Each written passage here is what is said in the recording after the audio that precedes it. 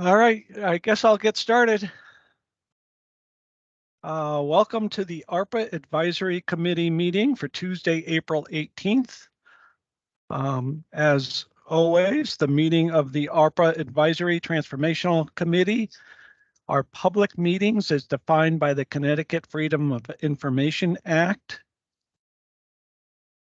and should follow these guidelines. As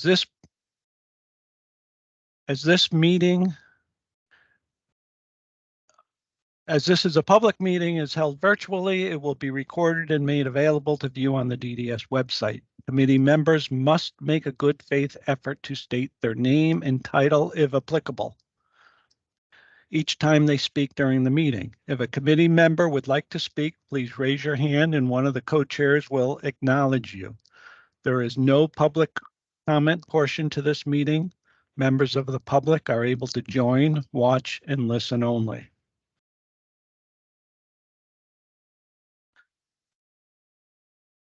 All right, so moving to the approval of minutes for 4/4/2023. Any questions, comments, concerns? Seeing none, can I have a motion to approve? So moved. Second? Second. All in favor? Any opposed? Hearing none, minutes are approved. Okay, the next agenda item is the update from committee co-chairs. Peter, you're up first with the residential transformation. Good afternoon, everybody. So we met 2 weeks ago now. We had McDowell and Deloitte provide their updates. We discovered that there was an issue with the newsletter for a couple of the families that were in attendance. So we're trying to find out how come they did not receive it. So we're still working through that. Deloitte did highlight the provider transition plans that had been submitted to that point. Out of that, we had a lot of discussion around vacant housing and the issues regarding vacant housings. We talked about the rent subsidy proposed changes that are working through the system. And then we also talked about the Appendix K and the proposed changes there.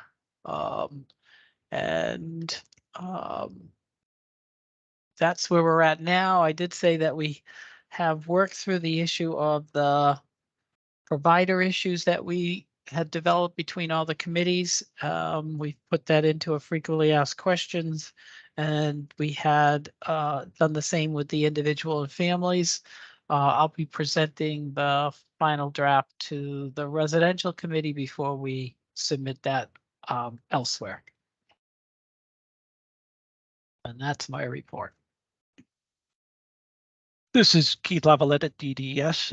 For the Day Transformation Committee, we have not met since the last advisory committee, so there's no new update to provide.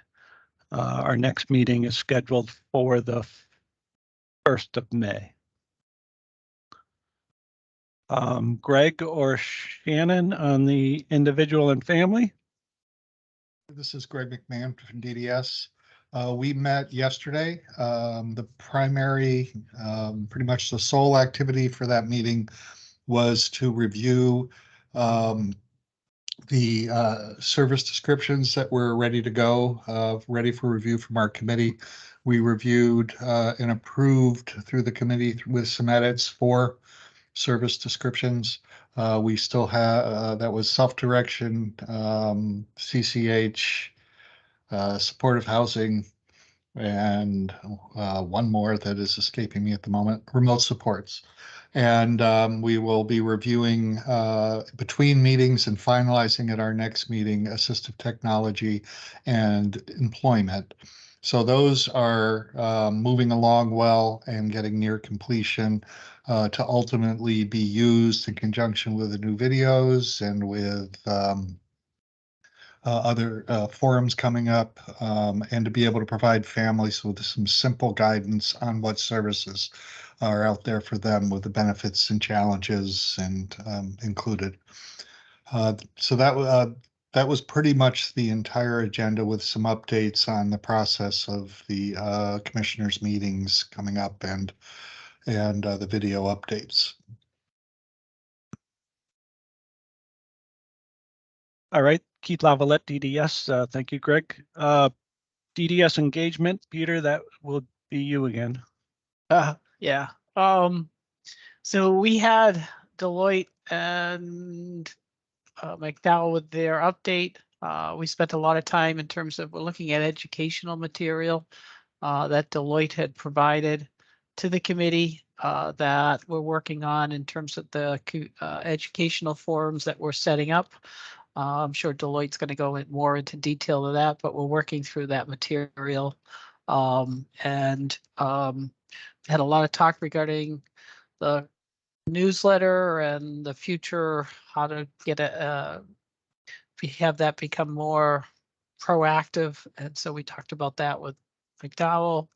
And so we're working through those issues as well. And then how do we communicate to our staff? So we have a couple of things that are going on in terms of that committee.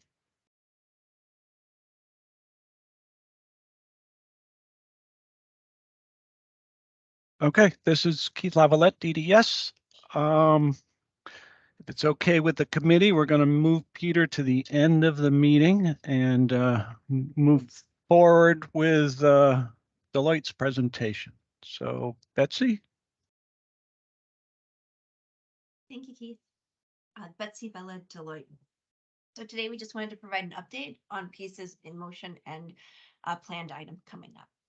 So first off, thank you for your feedback on the selected transformation activities. We created a draft version for DDS called the STEP plan that they are currently reviewing. This would be the version that will be made public. The main audience is providers and DDS, but again, it'll be public, so anyone can view it and take a look. Now, to go alongside that STEP plan, as Peter noted, we are in motion on some educational materials. There's three. They're for three separate audiences. One's aimed at providers, one's for DDS case managers and resource management, and one is aimed more at the DDS regional leadership level.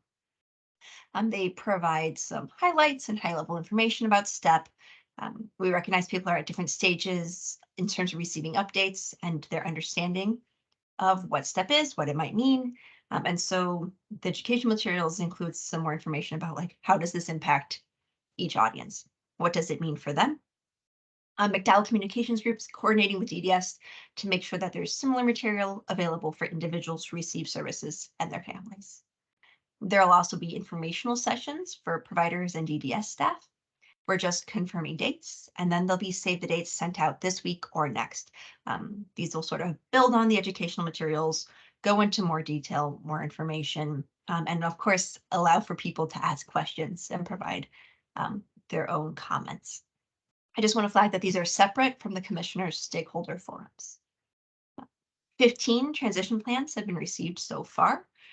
And then the phase 2 transition plan templates are coming out this week. I think we told you all this, but the templates themselves are very similar. It's just they've been streamlined and simplified. All right, so thank you for everyone who did participate in phase 1 and the learning and feedback that was able to be used there to make things simpler for phase 2 while still gathering the really important information and setting people up for success. Technical assistance office hours have been continuing for the next weeks coming up after the launch of the revised templates. They're going to focus on the nitty-gritty of the templates, but include room for Q&A and for any things that folks want to raise. We are continuing with the group office hour format, as well as the option to request individual TA. We heard really positive feedback on the office hours out of people who used them in the initial phase. You know, things like sometimes I came and I wasn't sure what questions I had, but hearing what other people were asking about was really helpful. So we look forward to continuing to offer that opportunity. Now, alongside the transition plan templates coming out in the next several weeks will be additional guidance materials. This is materials and information to support the development and implementation of transition plans. So an example filled out transition plan, including an example filled out budget sheet. We heard from folks that having something like this would be really useful as they complete their own applications in terms of understanding what kind of level of detail is DDS looking for, and what sort of approaches might they want to use. You might have read or looked at the Moving On guide. This is a document that was released early on. There's an updated version. It's now the Step Forward guide, given the rebranding. This one also does include, we heard from this group as Peter was giving his updates on the currently pending Appendix K potential additional incentives. That would be helpful if it's written out somewhere. And so those will be included in the Step Forward guide. Again, I want to flag that these are pending. They are not guaranteed. They may change based on CMS feedback. Another item that we've been hearing from the various committees is interest in a case manager FAQ. So something that provides some more detail to case managers, as well as something that they can use as they are having conversations with individuals and families. And so that is in development. And then coming forward, we are developing a, as you've heard, GDS is really interested in the potential through STEP for more creative approaches, some out of the box thinking to take place. And so we're developing with obviously guidance from CDS, some information for providers, based on what was heard in some of the stakeholder input and feedback, both surveys and sessions. There is some interest in creative approaches, but also some concern about what that might look like and the willingness across all stakeholders to engage. And so creating a document that gives some examples and some ideas, as well as really lays out for providers what the path looks like for pursuing these ideas with regional offices, to help demonstrate that it isn't just a talking point. It is something that DDS is interested in. Any questions or comments on the update? Peter, anything I missed you wanted me to add more about?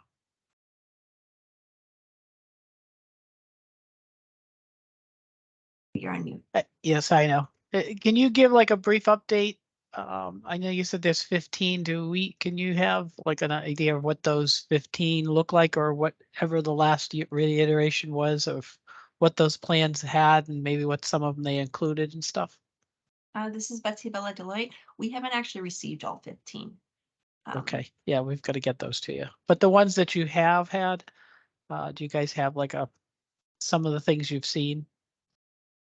I mean, this is Betsy Bella from Deloitte. We have provided this group an update. We would say that we are seeing a good blend of day and residential. You are seeing the range from, oh, this person was planning to transition anyway, so we're supporting them to transition, to we are long-term totally planning to revamp how we deliver day and employment services, right? Where you've got plans that are agencies that are hiring in lots of staff. The STEP funding can temporarily help fund that. And then, of course, you can use the incentives on a longer path forward.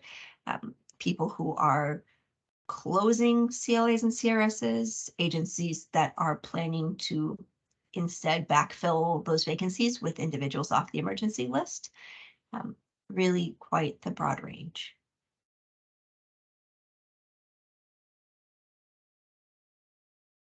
Thanks. This is Keith Lavalette, DDS. Any other questions for Betsy? All right, seeing none. Thank you, Betsy. Moving on to Maura at Deloitte. I'm sorry, Maura at McDowell. No problem. Hello, everyone. This is Maura Fitzgerald from McDowell Communications Group. Just to have a quick update for you. Greg already mentioned the one pagers that we are working on, so those are in process right now. Those will go along. There are 7 one pagers that are being created to go along with 7 videos that are also being created right now on the 7 kind of main supports that are going to be offered through STEP.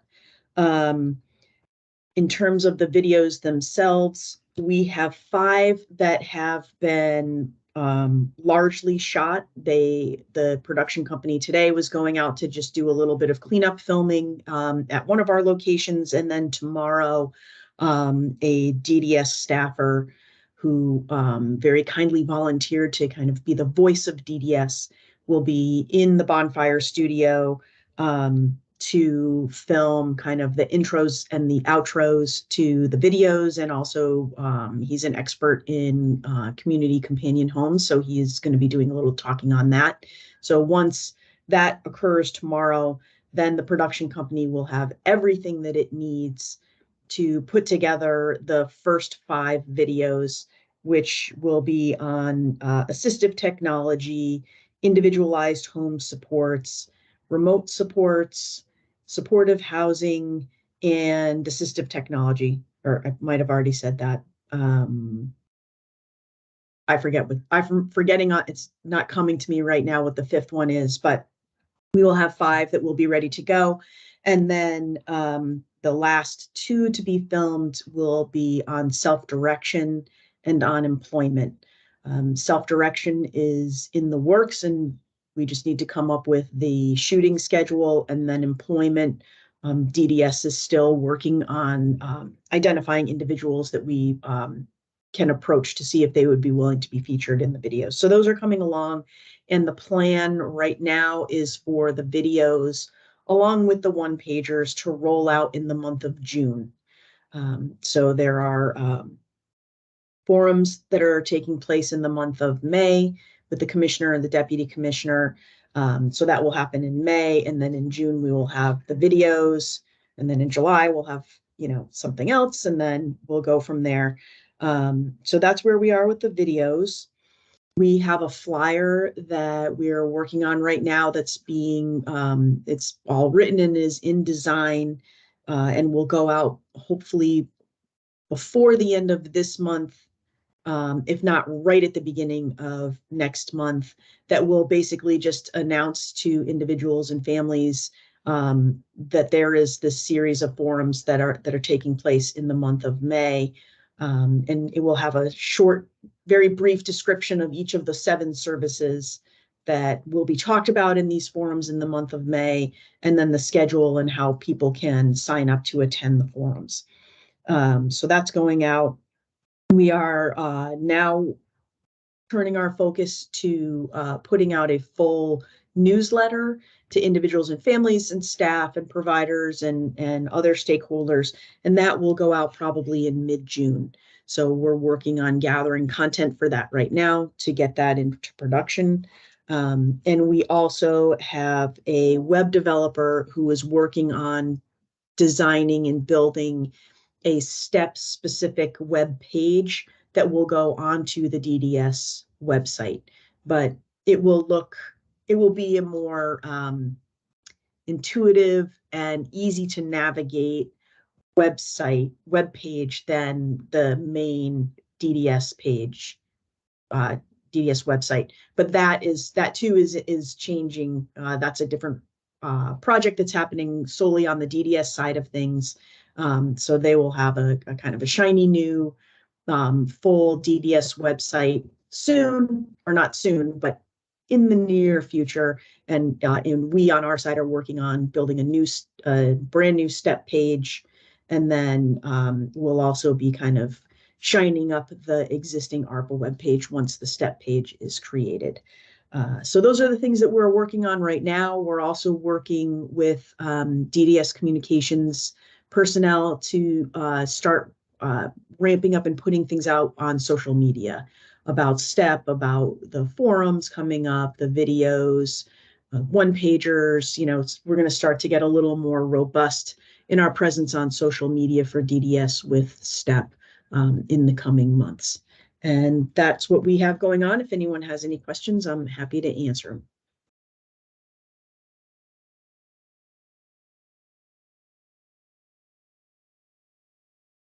This is Keith Lavalette, DDS. I do not see any hands raised. So thank you, Maura. All right, moving up on to update on transformational initiatives. Peter? Yeah, first I have a question for Barry. Looks like you have something on your hand. What did you do?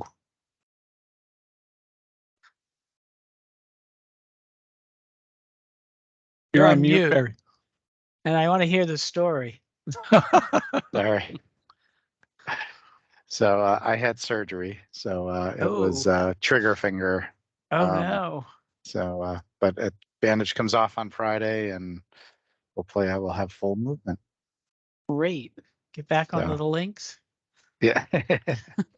Yeah, when you can't release things, it becomes problematic. So, Just a little. yeah. I hope it goes well. Thank you. All right.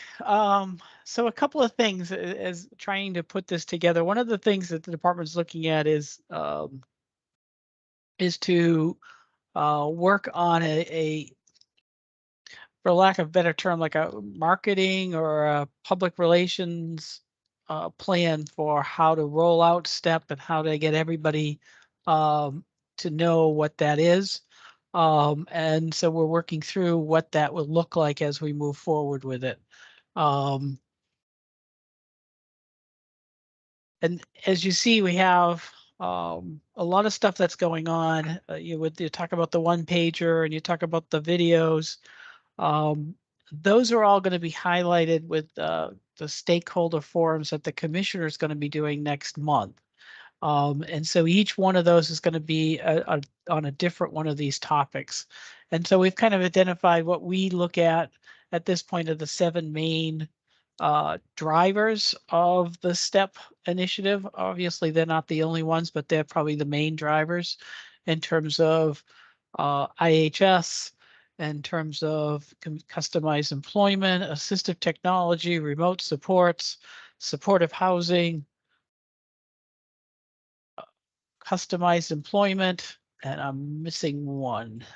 So I can't remember what that is, but those are going to be set up and they'll be presenting the information there. The commissioner will be there for questions and answers. So we're really trying to make sure that we're highlighting these so that as providers are talking to their individuals, we're hopefully to get this message out that this is what we're looking at doing and this is what we're moving forward with. We have in June, and hopefully Keith, you can get me the 2 dates. We have the AT conference that we're setting up. It's a 1-day conference that DDS is working with the DD Council and with ADS, adults, what is it, ADS, which was BRS and ADS. And it's like a joint thing between all 3 of us. That's supposed to be in June. Do you have the date of that, Keith? I don't have that date off the top of my head, no. So we'll send that out to the committee. And then the second thing that we're looking at doing is an AT tech kind of camp that will be doing that out of Camp Harkness. So families will be able to go there and to see how all the AT equipment and how to use it and work with it. So that's going to be in July, and we'll send you that date as well. We're looking at within days, we should have our first approved plan, transition plan. So we're trying to work through that to get that through. We have settled our issue that we had with our employment network for people who self-determine their own resources and hire their own staff. So we're looking at the end of this month to have the whole redesigned website up and running. We're in the final stages of a RFP that's going to be worked out with DSS to incorporate their individuals who self-direct. And that should be going out hopefully sometime over the summer.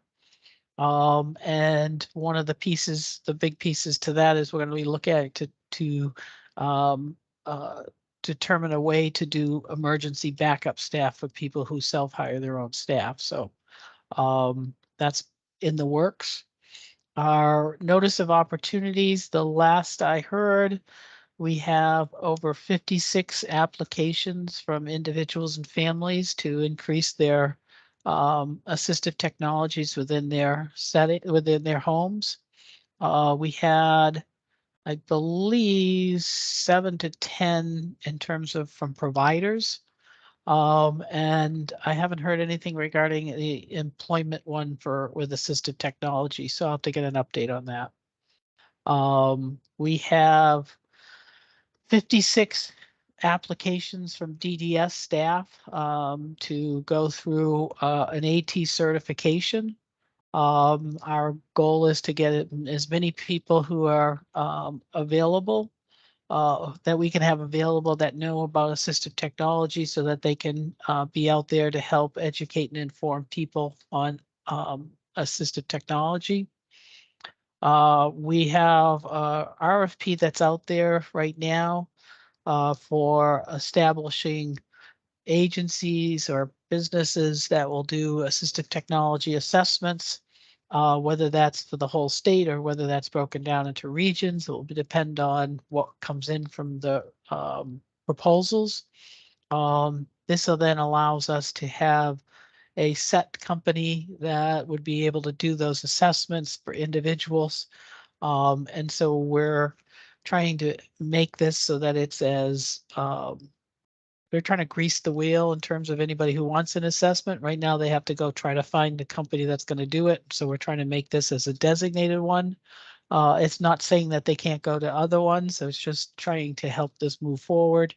This would also allow, once they do the assessment, they'll put in what the equipment is. Once Pratt approves that, they'll also they'll do the purchasing and the installation of the equipment and the training of it. So we're trying to do it all in one place. And lastly, we have our non-project based supportive housing grants. Just as a reminder, we had project based before, which was from the ground up. This was out there to work with a existing apartment complexes to establish supportive housing in those settings. I have heard that we had a number of proposals and one from there looks like there'll be each region has been representative, so hopefully those get assigned, and so we'll have one from each region. If we can get these going, we'll be able to get up supportive housings in a much quicker and fashion than we have in the past.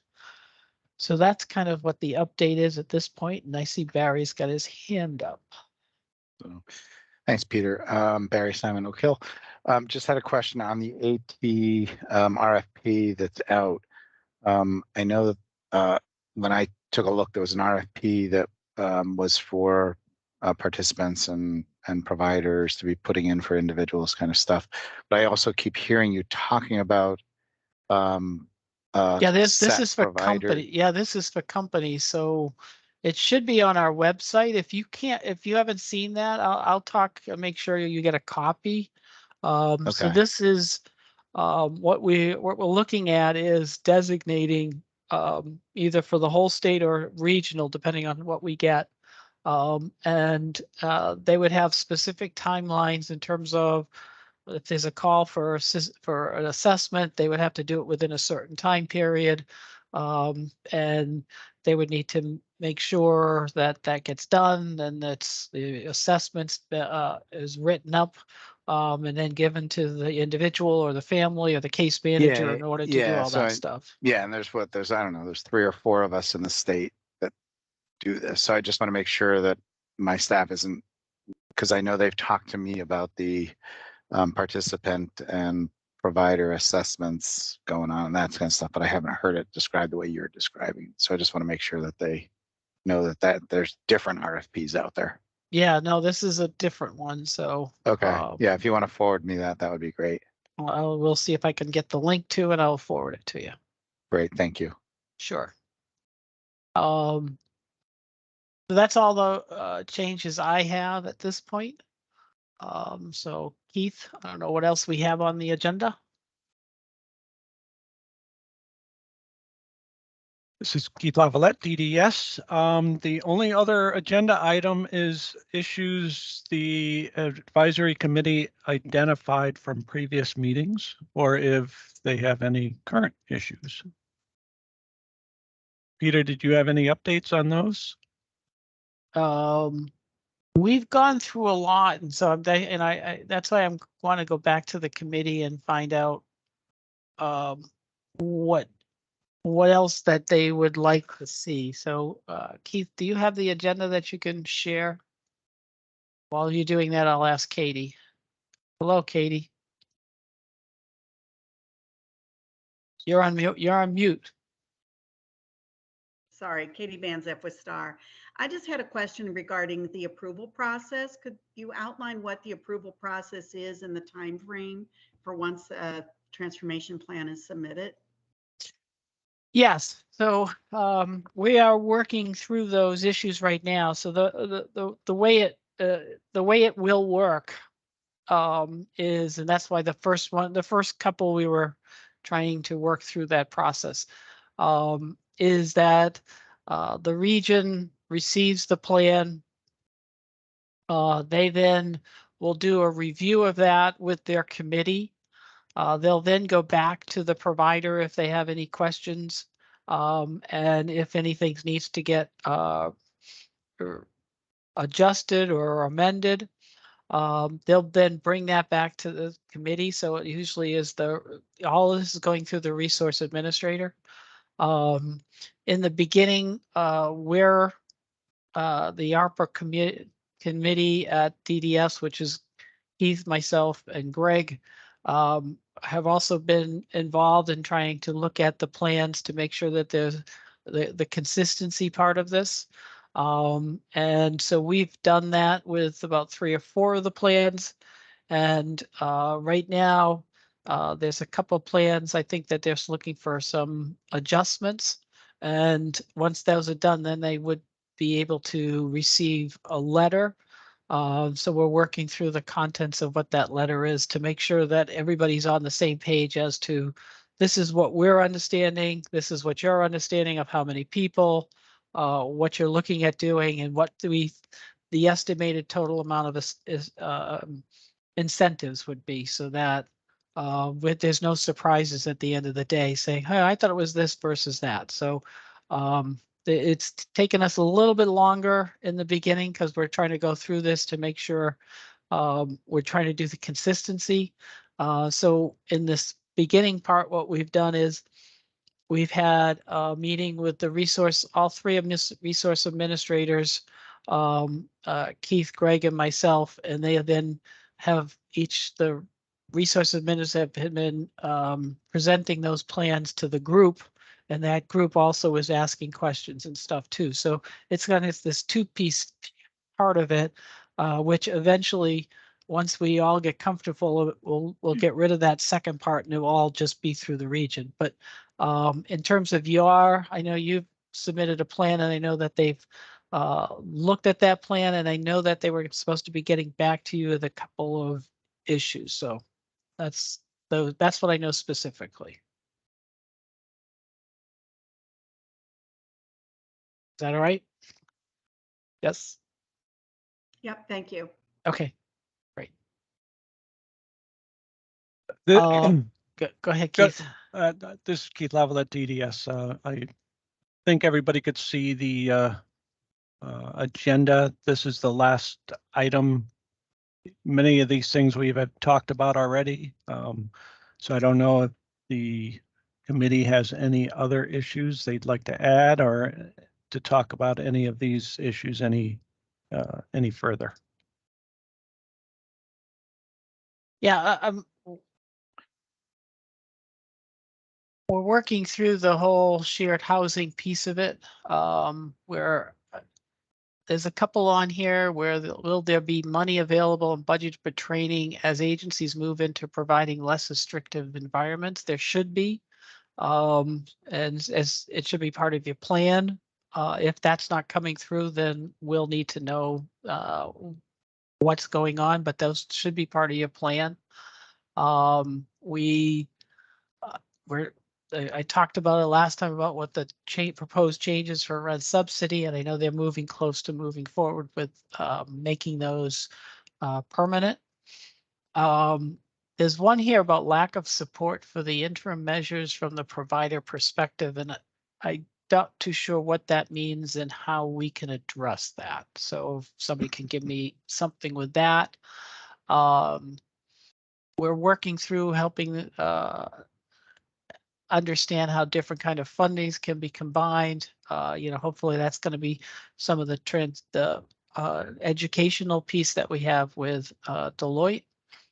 So it's, I think we've hit a lot of these. So if not, I really need to hear from the committee as to what more we need to do for that. So Barry, I see your hand is up, so I'll ask the question. So thanks, Barry, Simon O'Kill.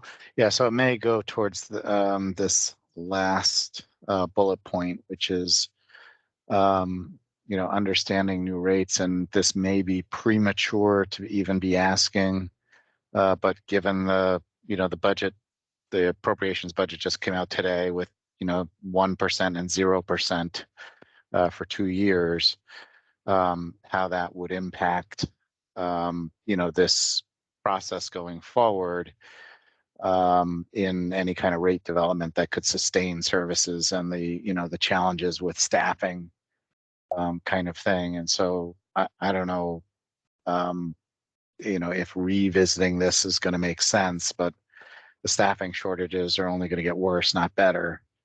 And how we're able to, work together to create, I don't know, better funding that's going to allow for, services to exist in some fashion, but clearly, other services are going to need to go away.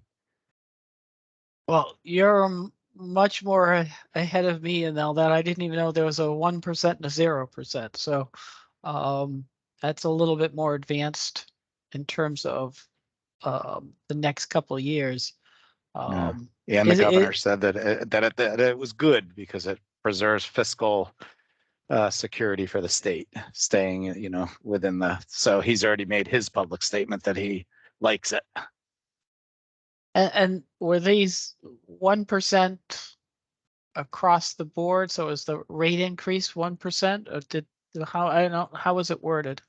Yeah, so so again, what came out from the alliance and then from the governor is that, yeah, it's a 1% COLA across the board for human services, Okay. POS contracts, and 0% for the following year. Okay.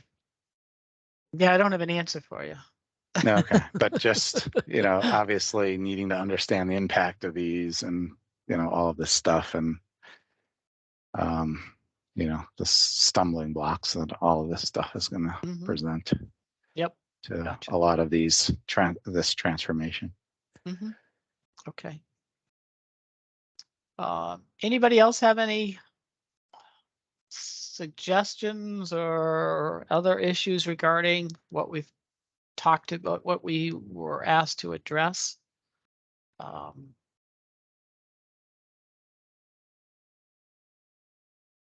So if not, then I may suggest that we look at going to a monthly meeting, and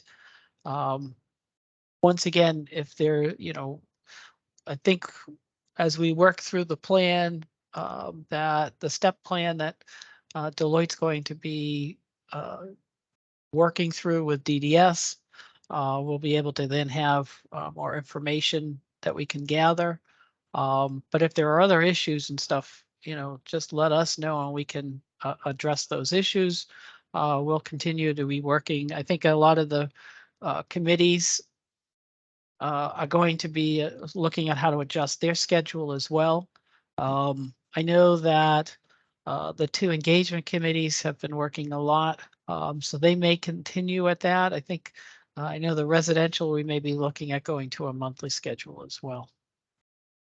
So if people's suggestion is, if you have any suggestion, let me know. Sounds good. This is Keith Level at DDS. Do we need to take a vote about the monthly schedule or just? Sure, we could do that. So the next meeting would be when, if we did do that, Keith? Well, our next scheduled one was 5/2, so it would be 5/16. So if we go to the next, so we'll go starting on the 6th, 5/16 would be our next meeting. And then from there, we'll go monthly. Does that, anybody have any issues with that? If not, can I have a motion to move forward with that?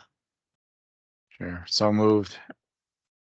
Second, And All the, Keith, oh, sorry. And Keith, you'll send out a Yeah, Um, I'll, this is Keith Level at DDS. I did have to cancel the current schedule, I believe, and then send out a monthly schedule. sounds good. okay, all those in favor? aye. Aye. Any Uh, opposed? Okay, Fantastic. All right, great. Thank you, everybody. so All right. Thank you. next meeting is scheduled Peter- for 5/16. Oh, Peter we and got, Keith, this is Shannon Jacobino, DDS Ombudsperson. Someone has their hand raised. Oh, Brian. Thank you, Shannon. This is Brian Smith, DDS. Keith, you might want to wait until after we have our team's update to send out the new meeting notice. Otherwise, you'll have to do it twice. Thank you for that. Yes, No- you no are right. I don't want you to get too excited and send it right out and then have to redo it after we Redo get it, all that's right. updated on our end.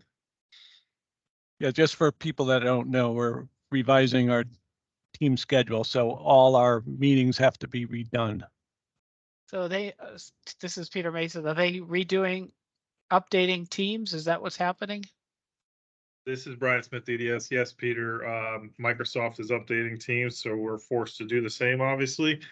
And all those links to our existing Microsoft Teams invites are going to not be functional. So we're going to have to cancel them all and redo them. Do you know when that update is, just so that we It's- can? This Get week, I think it might be pushed by Thursday, so Okay. we'll have to, after Thursday, any reoccurring meetings in the world of state service, I believe. I don't know if it's exclusive to DDS or beyond. But we've been notified that any reoccurring meetings, we'll have to cancel those and send out new invites. Great. Thank you, Brian. That's Not good. a problem. I'm looking forward to it, Peter. Like, I don't have enough to do. All right, then. Then everybody have a good day. All right, bye. You as well. Take Bye, care. everyone. Thank you.